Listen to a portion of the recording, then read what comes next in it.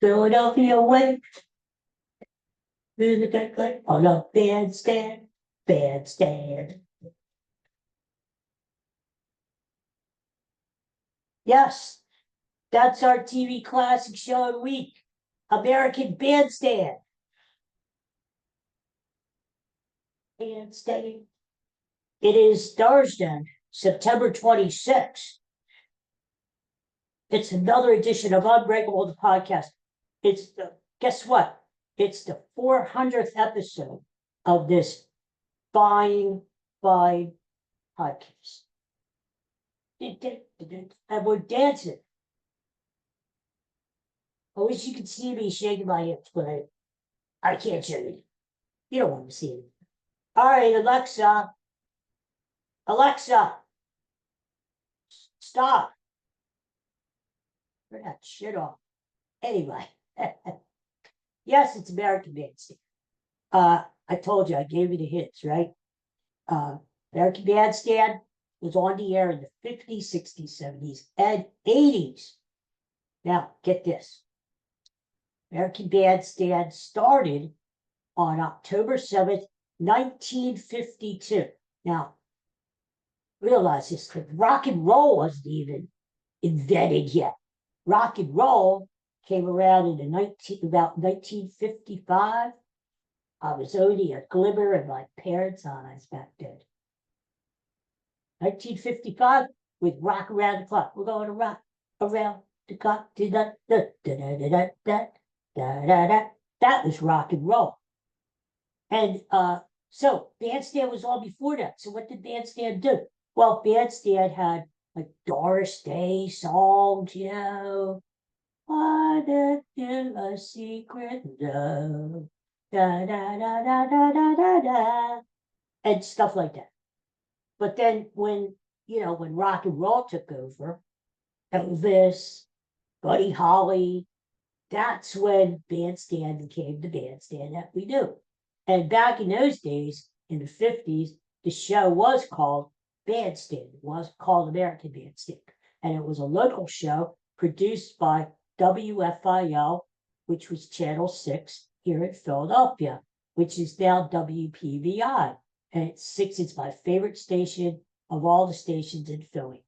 Action News. So Bandstand was a local program until later. We're going to talk about that. Bandstand actually was on the air until 1989. Now, they tried to revive Bandstand after that. We'll talk about that. But it never succeeded, and it was never the same because Dick Clark was not the host after that. And what is Bandstand without Dick Clark, right? So it didn't work out. So officially, Bandstand lasted for 37 seasons. Can you believe that? 37 seasons. Clark was the host from 1956 until 1989. Who was Dick Clark? Dick Clark was a DJ, and Bob Horn was a guy who originally hosted Bandstand, but then he got in trouble. He had an auto accident, and he started saying some things he shouldn't have said, and he got involved with some cooking stuff. Dick Clark, payola stuff. We're not going to talk about that because Dick Clark was pretty much cleared of all of that.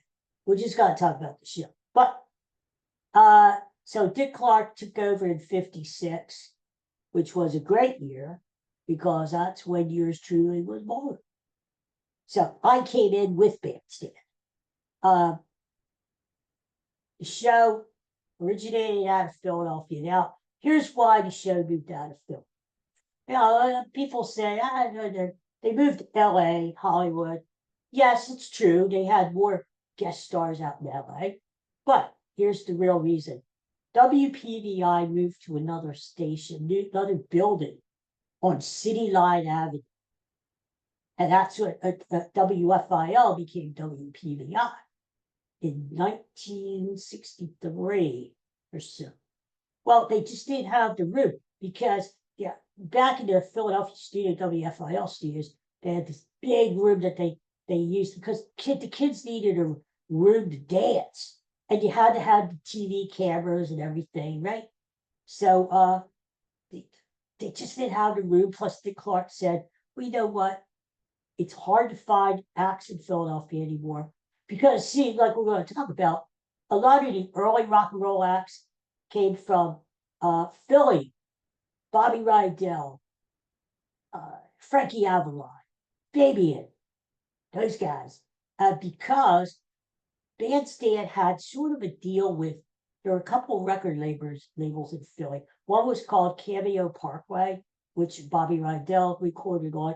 Another was called Swan Records. And they sort of had a little deal that, all right, if you promote our artists like Bobby Rydell, we'll let you put them on Bandstand. One hand washes the other, blah, blah, blah, blah, blah. Well, that was fine for as long as the record labels were viable. But once the Beatles came on, the Beatles changed everything. When the Beatles came to America and people really started discovering their music, that changed everything.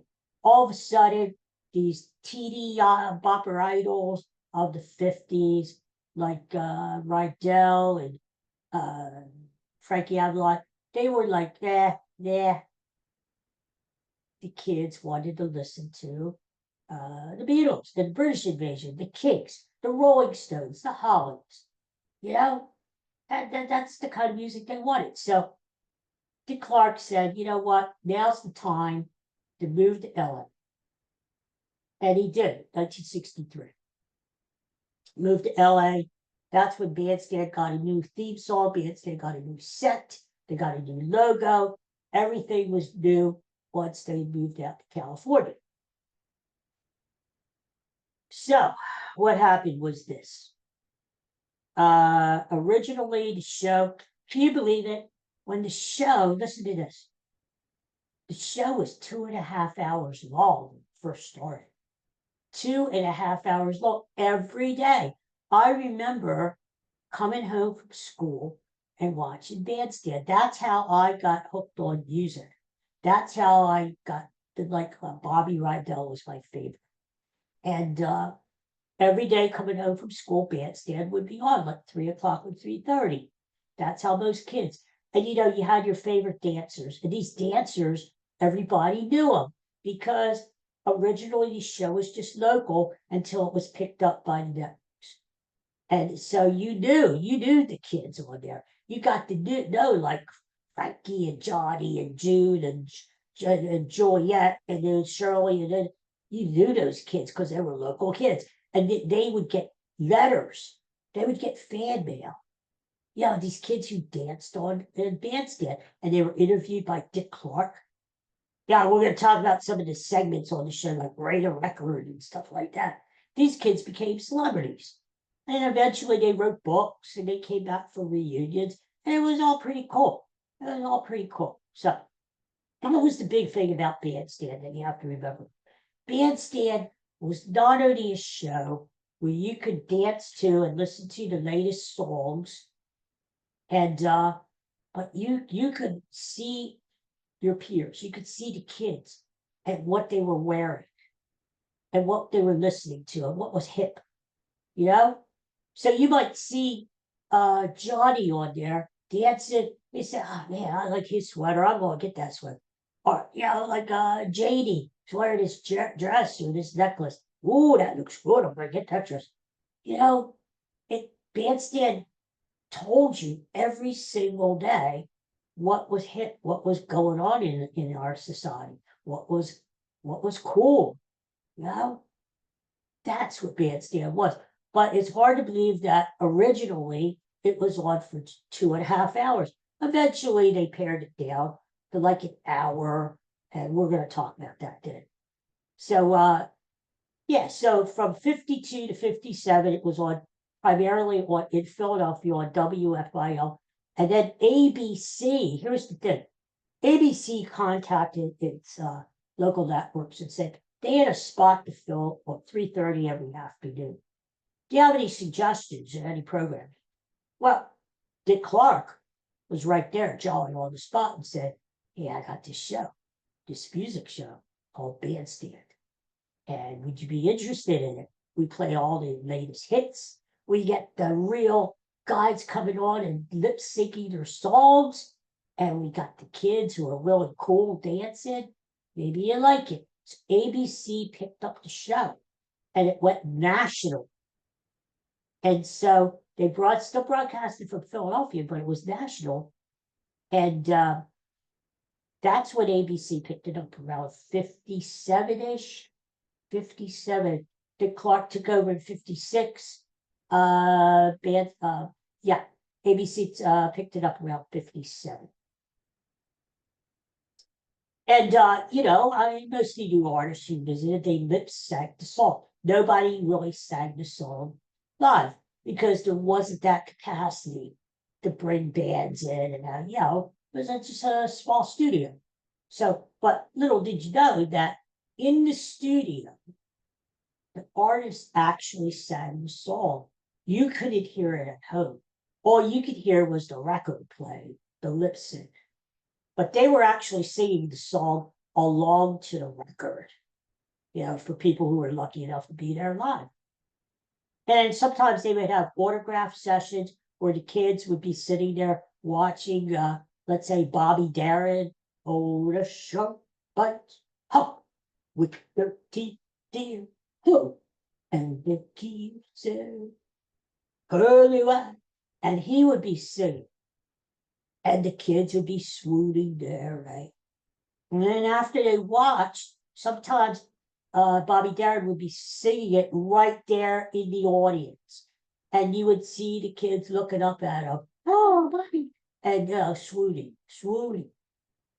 And then they had autograph sessions where they asked the artist to sign stuff. And the kids would be lining up there. They'd still be dancing, but you'd see off to the side, and Dick Clark would say, and Fats Domino is in our autograph table, and he's signing stuff. That kind of thing. So, guess who appeared the most times on American Bandstand?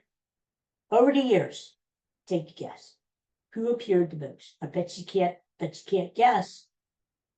110 appearances. Freddie Cannon. Freddie Cannon. Didn't he have that big song down at Palisade Park? Do do do do do do do do do do. Right up the rhine on Freddie Cannon. 110 freaking times. Why? I don't know. He appeared the most times on American Bandstand. Now, American Bandstand was the originator of this music genre thing. I mean, if it wasn't for American Bandstand, think about it. You would have no American Idol these days. I mean, and then back in the day, Soul Train came along in the 60s.